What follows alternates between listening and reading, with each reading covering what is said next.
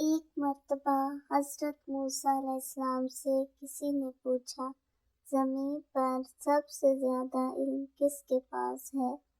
حضرت موسیٰ علیہ السلام نے جواب دیا، میرے پاس۔ یہ جواب انہوں نے اس وجہ سے دیا کیونکہ وہ اللہ کے نبی تھے اور یہ سمجھتے تھے کہ ان سے زیادہ علم کسی کے پاس نہیں ہو سکتا۔ لیکن اللہ نے حضرت موسیٰ علیہ السلام پر وحی فرمائی کہ ایک بندہ ایسا بھی ہے جس کے پاس وہ علم ہے جو موسیٰ علیہ السلام کے پاس نہیں۔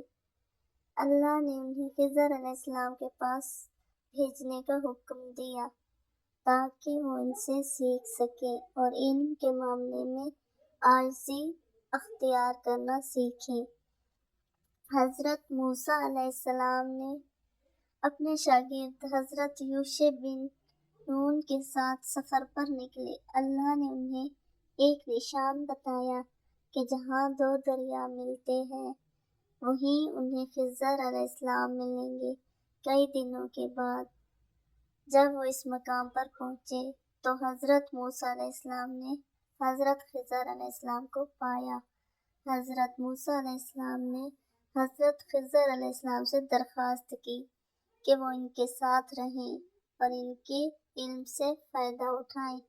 حضرت خضر علیہ السلام نے کہا، تم میرے ساتھ صبر نہیں کر سکو گے کیونکہ جن باتوں کو تم سمجھ نہیں پاؤ گے ان پر تم سوال ضرور کرو گے۔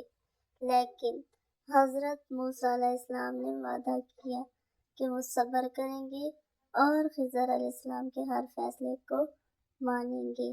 حضرت موسیٰ علیہ السلام اور حضرت خضر علیہ السلام سفر پر نکل پڑے۔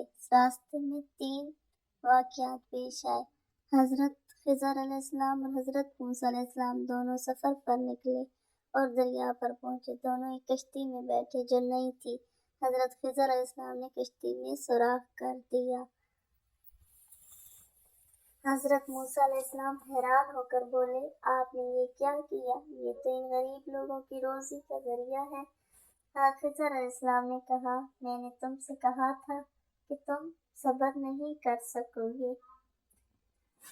دونوں اور آگے چلے اور ایک بستی میں پہنچے جہاں خضر علیہ السلام نے ایک بچے کو قتل کر دیا۔ حضرت موسیٰ علیہ السلام یہ دیکھ کر شدید پریشان ہوئے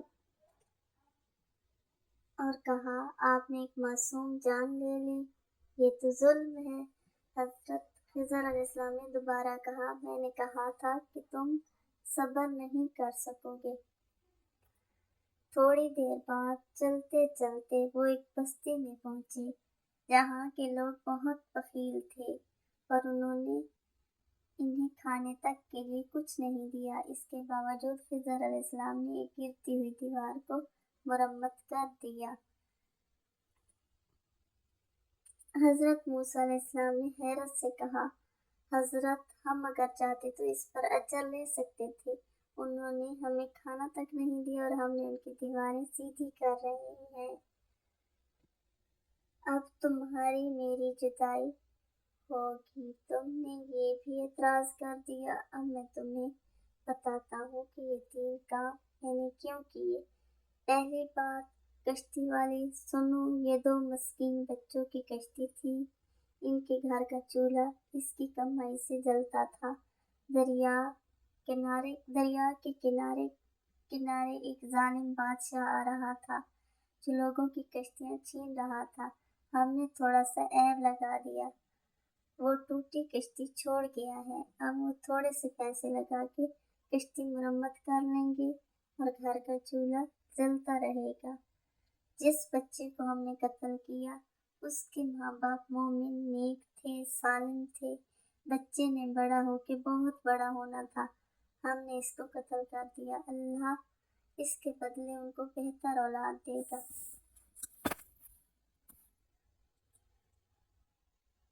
علماء تفسیر میں لکھا ہے، اس بچے کے بدلے میں اللہ نے ان والدین کو ایک بیٹی عطا کی جس کی نسل سے 70 نبی پیدا ہوئے۔ دیوار شہر کے 2 یتیم بچوں کی تھی اور اس کے نیچے ان کا خزانہ تھا اور ان کا باپ بڑا نیک تھا۔ خزانہ دیوار کے نیچے ہے، دیوار کسی معمولی دھکے سے گر جاتی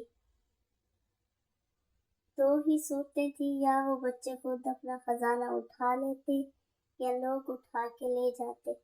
لوگ اٹھا کے لے جاتے پھر بھی ہاتھ میں کچھ نہ آتا، اور اگر وہ خود اٹھا لیتے تو بچے ہیں بچپنے کی وجہ سے وہ اس کو اڑا دیتے۔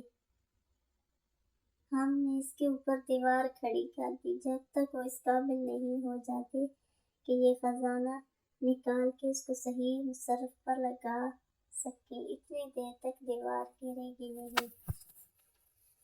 جب وہ اس عمر کو پہنچ جائیں گے جس عمر میں وہ اس خزانے کو سنبھال سکیں گے، تو پھر دیوار خود بخود گر جائے گی اور یہ خزانہ نکال کر کے اپنے کام پہ لے آئیں گے۔